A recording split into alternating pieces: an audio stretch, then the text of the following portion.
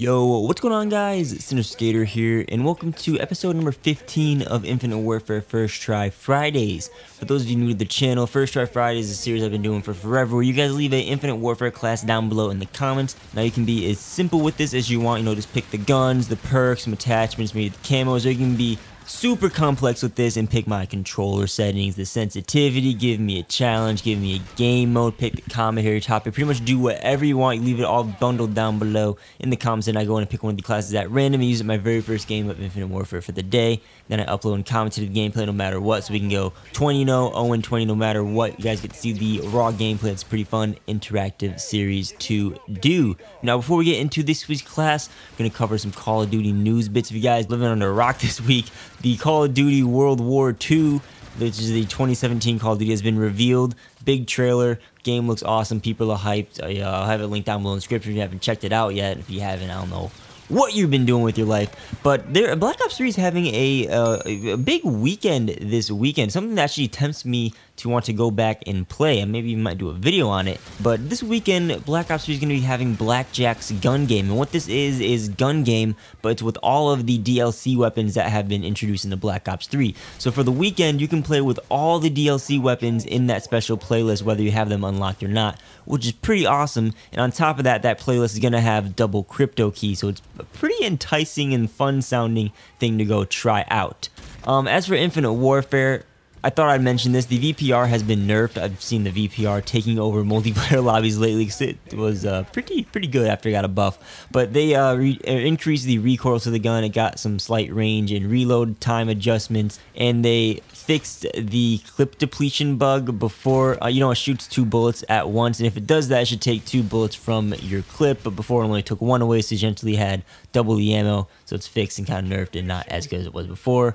And there's no Modern Warfare Remastered or Infinite Warfare weekly playlists or events that have been announced as I'm recording this video. You guys are killing me, Infinity Ward and Raven Software. You used to post your plans on Thursday, and now you're kind of killing my segment here now, but I guess I'll pin in the comments what's happening this weekend in those games as I've been doing. But with that, let's get into this week's class. Episode 15. The class was suggested by No Hate, who wanted me to use the EBR-800 Sniper Rifle in sniper mode only with the quick draw foregrip and ballistic CPU attachments. I also have the lime camo on the EBR-800. I got that camo out of a supply drop and thought it looked cool, but I haven't used it until now, and this thing definitely lives up to expectations. I love the way it looks. It's this bright lime green, has that slight geotexture to it. I want it on all of my guns. That'd be sick. Continuing with the class, we also have the Hailstorm pistol. I want to use the tracking drone, which I'm guessing is the secret grenade. That's why I use in this class. And then the FTL rig with eraser and the supercharger payload and perks. The remainder of the class, I'm using Ghost in perk 1, Scavenger in perk 2, and Marksman in perk 3 with the UAV, counter UAV, and the Vulture standard score streak setup for myself. Now overall, I went 36-22 with 4 captures and 4 defends, playing some ground war domination on the map Skydock. We took an L this game, but I did get some pretty sick sniper clips and some nice sprees. Got my kill streaks at the end. I was picking people off in this game. It's nice to know that I still got that sniper shot when I haven't been playing Call of Duty as much recently, and I really haven't sniped at all in Infinite Warfare except for the camo grind when I was going for Dark Matter. So pretty entertaining gameplay to watch as we discuss top for the rest of this video. One last note, I did switch to the my anti-air class twice in this gameplay to shoot down some wardens. I got 1 or 2 kills without the First Try Fridays class. Just wanted to let you guys know about that. But that's it for this week's class. Be sure to leave a class down below for next week's, as I picked from the latest First Try Fridays. You guys simply copy and paste from the last video, make up a new class. Do whatever you got to do. You guys have been doing awesome with the classes lately. And also remember, first 3 class comments get double entries into the wheel picker. So let's move on to this week's discussion topic. I want to discuss an idea from CWL Trippy's First Try Fridays class comment from last week's episode, which is regarding boots on the ground and jetpacks in Call of Duty. I wanted to discuss what benefits to say each of the playstyles have and the dilemma that sci-fi CODs have created and how they're going to handle that in the future Call of Duty titles. And this goes well with the reveal of Call of Duty World War II this week. So I'm going to start off by saying I like Call of Duty. I enjoy most of them. The advanced movement doesn't bother me for the most part. I also like boots on the ground gameplay. You know, you can enjoy both at the same time. That may be a shocker for some people. You know, Black Ops 1 was my favorite COD. I like Ghosts. I thoroughly enjoyed Black Ops 3. It's definitely up there with the top Call of Duties. And, you know, I like Infinite Warfare. Yeah, after some months, I think Black Ops 3 is a better game, in my opinion. I still play Infinite Warfare. There's a lot of content in the game, and it's not that bad of a game, regardless of what a majority of people think. And, you know, Advanced Warfare, I hated that game. It had bulky movement, which is a huge no-no for me, and I stopped playing it that following January it came out. It just wasn't me. That's like the only COD I didn't play for a long time. And I started playing Black Ops 1. So where I'm going with all this is Call of Duty traditionally was boots on the ground, which is the term everyone uses now. And the addition of, we're going to call it the Jetpack generation of Advanced Warfare, Black Ops 3, and Infinite Warfare has split up the community. Now there's really three main groups of Call of Duty players. You have the traditional folks who like their Modern Warfares, their Black Ops 1s, Black Ops 2 maybe, World at War. Then you have the Jetpack lovers, which are the last three games. And then there's simply the Call of Duty enjoyers who will play whatever and they just like Call of Duty, which is pretty much where I place. But this splitting of the community has created a problem. Call of Duty got repetitive after a while, which is why Advanced Warfare was made to change up the style of gameplay.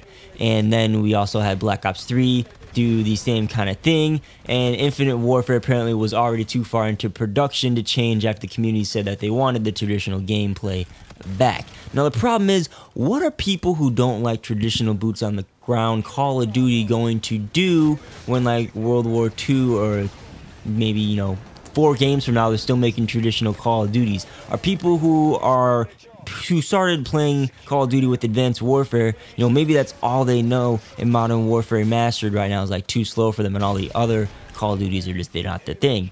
The bigger question is, they're probably going to make a few traditional Call of Duties within the next years, because that's just, they're going to roll on this hype train if things go according to plan and things work well. But what happens when they decide to make another sci-fi Call of Duty with exosuits or boost packs, jump packs, whatever you want to call them, because traditional has just gotten repetitive and they need to change it up again?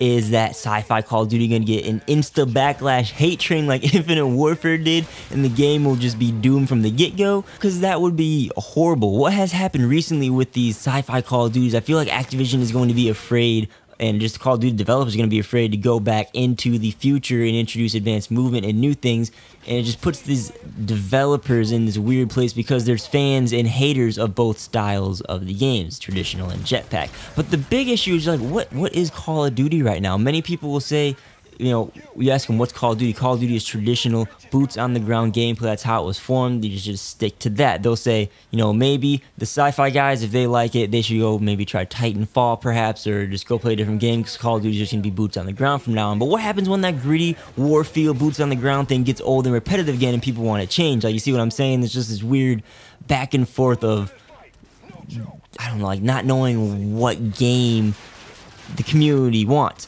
So I think like jetpacks were a good thing for Call of Duty. It changed it up. Maybe it shouldn't have lasted as long. Maybe if they did it just for 1 or 2 years, we wouldn't be in the situation where people would have grown fond of that style of gameplay. It just would have been here for a year or two, and then, you know, you go back to the traditional. Like, that's what Call of Duty is the traditional. You won't be questioning, is Call of Duty this or is Call of Duty that? That's why jetpacks are also a bad thing for the franchise, because it split up the community, and I can almost guarantee if they do introduce a different Call of Duty, a sci-fi one in the future, there's going to be some problems. But nonetheless, I enjoy most Call of Duties. I'm really looking forward to World War II, as many are. And I'm going to ask of you, what do you think? Were jetpacks good? Are jetpacks bad for the Call of Duty franchise? Do you think that there will be a problem in the future, as I discussed? I'm also going to put a poll to see which of the 3 types of Call of Duty players most of you guys are. So if you can answer that, that'd be great, and I may come back to that next week.